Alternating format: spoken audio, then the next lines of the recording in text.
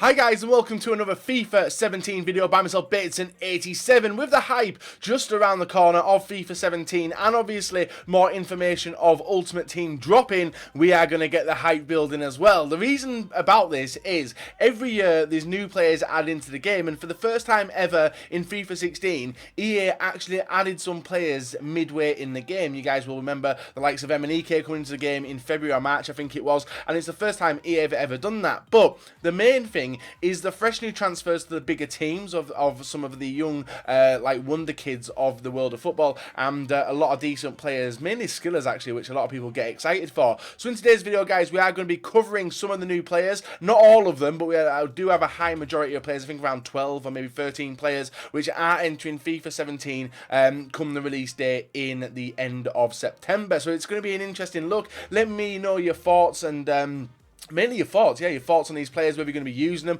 or whether it's going to be like a 1 week hype of getting them, having to play around with them for 2 games and getting rid. Like a lot happened this year with the likes of Mastor and also Odegaard. Not a lot of people you see rock with them unless they're in the fatal starter teams. Anyway, so if you guys do want an MSP, PSN codes or cheap game codes, go and check out g2a.com. Their link is down below. If we can try and hit over 6,000 likes, guys, that'd be absolutely awesome. And guys, subscribe if you're not subscribed already. So previously on this week, we have done player predictions, we've done a few other videos as well, and you guys should definitely go and check them videos out. But like I said guys, we are looking at some of the new players coming into Ultimate Team in FIFA 17, and a lot of them have been already on the big stages of football for the past season. So the first batch of players guys, as you can see, we've got 1 Liverpool player, 1 Dortmund player, 1 Milan player, and also actually 2 Liverpool players. I missed Grujic as well. So a lot of these players didn't exist. Actually, one of them already has existed in previous FIFAs, and that is Smith. If you guys know who Smith is, back in FIFA 15 he did have a 95 rated card, and towards the end of FIFA did return back on loan from his club to Liverpool. I can't remember which club it was at. I remember the badge, but I can't remember which club it was, and did get a Liverpool card, but he'd have a 95 rated card as well. I follow him on Twitter, he follows me on Twitter, and one of the reasons I really want him back in FIFA 17, and it's more than likely going to happen because he has started a few games for Liverpool in the past season, is because of that 95 rated card, and obviously he would love it as well. He's a massive foot fan of FIFA. The next one is Moore as well. This guy was hyped. I think he's come from Liga 1, but he has transferred now to Dortmund. And it's very interesting actually. If you look at Dortmund's transfers over the past couple of months, a few of them very, very young and widely regarded as some of the best young talent in European football. Now, obviously, with the butchered state of Dortmund, losing the likes of Gundogan, Mkhitaryan to Manchester United, Subotic going, Hummels going as well. That's a lot of big names. But Jurgen Klopp actually come out and said that he does believe Dortmund have managed to pick up every single one of the wonder kids in Europe, which is an interesting comment from Klopp, and he says there's nothing to worry about. But what I said on Twitter, and even though it's not really relevant to the video, but I am curious about your guys' opinion. Do you think there's something in place with Dortmund and Munich for them to be able to get them players to bring them to the Bundesliga and play in the Bundesliga, because of the fact that Dortmund did go into bankruptcy a while ago, and obviously Munich did pull them out of bankruptcy? So do you think there's like an unwritten agreement where Dortmund feed players to Munich if they become proven in the league? Now obviously we've seen that in the past with the likes of Lewandowski leaving Dortmund and going to Munich, Goetze as well doing the same, and now we've also seen Hummels, even though Hummels did start off at Munich. But interested about that one. Now, Moore is a bronze currently. These stats that you are seeing, some of them are predicted, but a majority of them are done off SoFIFA. SoFIFA is a website which shows all the stats of them on career mode, as they are not in Ultimate Team. So Moore has got a 61 rated card, and Smith has got a 60 rated card as well. The next one we got is Lapadula, an Italian striker, 72 rated with decent pace. Looks a nice card, would be pretty sick as well. That's one thing I have noticed this year. There is Niang and stuff, but this guy looks pretty good compared to Niang. If you look at his stats on SoFIFA, guys, you can see how much difference he is to Niang. But with the change of gameplay, we don't know if they're going to play that good, and hopefully the game comes back so we can start using gold, silvers and bronzes instead of just FIFA 16 where it's 100% golds, which I do come across anyway. And the final player, guys, is Grujic, the fresh new signing to Liverpool, 75 rated, probably going to be a non-rare gold as well. probably pulled out of packs quite heavily and got a good range of all-round stats as well. So they're 4 players which I think will become to Ultimate Team. Grudic definitely, Lapadula not so sure, Moore definitely, and Smith. He's made that many appearances for Liverpool guys and also for Australia that it'd be rude not to involve him in, considering he's been in the game in previous years. Now the next batch we do have, guys, we've got Pulisic for Dortmund as well, another player which is another silver, actually, he's the first silver. We have fosu-mensah as well, a CDM, Dutch CDM for Manchester United. We have Wagner Love as well, a Monaco striker, and also Pereira, a left midfield Brazilian as well for Sporting Lisbon. Now Pulisic as well, there's quite a few Americans, I think he is American looking at that badge, I could be wrong because there's a few badges which look the same, but I think he is American, who link up very, very well in the Bundesliga, so he would be a nice one with his high pace as well. Fosu-mensah, initially when you guys saw that card, you would have instantly thought, in foot purposes anyway, a perfect link to the likes of Depay and Daily Blind if he does stick around at Manchester United. But this card looks alright anyway, even though it's a 66 rated currently, it could get higher. The ratings haven't changed for a while, and obviously the ratings do change heavily come FIFA 17, but we should be seeing him as he's been a really requested one by a lot of people. The next one is Wagner Love as well, moved to Monaco. Was a decent card back in the day. You will remember him. You won't remember him looking like that because he actually looks bald like me.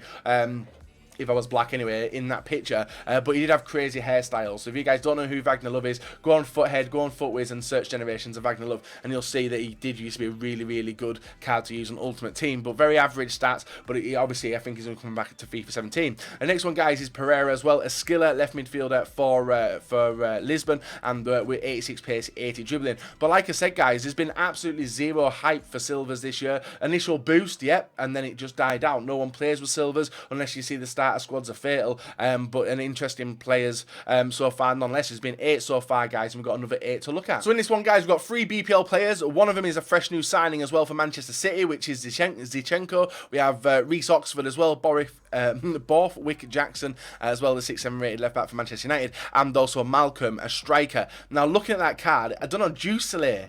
I don't know why Juicelay comes straight to my mind when I see that card. I could be wrong, but let me know why I think that. I don't know. I honestly don't know, so you guys might know. Decent looking silver striker for Bordeaux as well. I think Bordeaux is still in Liga, and I could be wrong, but I think they are, but so he will be a League 1 striker. But 83 pace, 78 dribbling. And that's really it, really. 59 shot for a striker. Isn't that good? But he's called Malcolm, Brazilian, and could link up with a few decent players in Liga. And the next one is this name I'm absolutely going to butcher. Borthwick-Jackson, 6-7 rated left back for Manchester United, decent hair as well, 73 pace, and obviously good for links and stuff. Some pacey players, guys, in the silvers, but very low rated currently on FIFA. And then we've got Reece Oxford, which was tipped to be some big money move for this guy across FIFA, across the Premier League, but he went. I think he stayed at West Ham. I could be. I honestly can't remember. I even covered this as well, but I can't remember. I'm having a bit of a brain fart at the moment. But 71 pace CDM. Good, bright future for this guy, same with Borthwick-Jackson as well, and a nice standout player for West Ham. West Ham are going to have a lot of decent players come the start of FIFA 17 as well. And the next one, guys, a player which not many people do know about, and it is Zinchenko for Manchester City. You guys have been asking a numerous amount of times, what is that badge I'm using for Manchester City? Manchester City this season, this season coming, have changed their badge from the old style, from the old style to the old style, because it's very similar to how their old badge used to look. But he looks a decent little player, going to be very expensive at the start of the game as well, but Zinchenko probably will be in FIFA 17. And the final batch, guys, are some massive, massive names. 2 of them already established within their respective clubs with Rashford and Donnarumma, and Sanchez and Dembele. Both of them players are fresh new signings for their clubs. Now with Sanchez, we've seen him have a ridiculous Euro 2016. Already is a European Championship winner with Portugal, and did an amazing job there as well. I think he even holds a record for the youngest player to appear in the Euros as well. So he's joined Munich. He's going to be very expensive at the start of FIFA. Not very good for, because there's not really many Portuguese people within the Bundesliga, so he may drop his price a little bit, but with the hype around him for his first card ever in Ultimate Team, I can imagine it's going to be very, very expensive. The next one as well, you guys know this kid, is Alex Hunter, the guy who Alex Hunter is built off off, it is Rashford, the guy who basically no one knew at the start of the season, has come across and done alright as well for Manchester United. 86 pace, he is 69 rated in Ultimate Team currently. You guys saw my prediction, I did knock him up to a 75, I think it was a low rated gold, but potentially it could be a 74 rated, depending on how EA do want to push him up. But Rashford obviously went to the Euros with England, was a disappointing performance by England, but when he did come on, he did look the bright spark of the England team. No one can say he never. And the same for Manchester United as well. He's done pretty good for someone fun straight in at the deep end. So Rashford, everyone's hyped to see him in FIFA 17. We got Dembele as well. This one was a really, really hype transfer when it happened, and really looking forward to see how he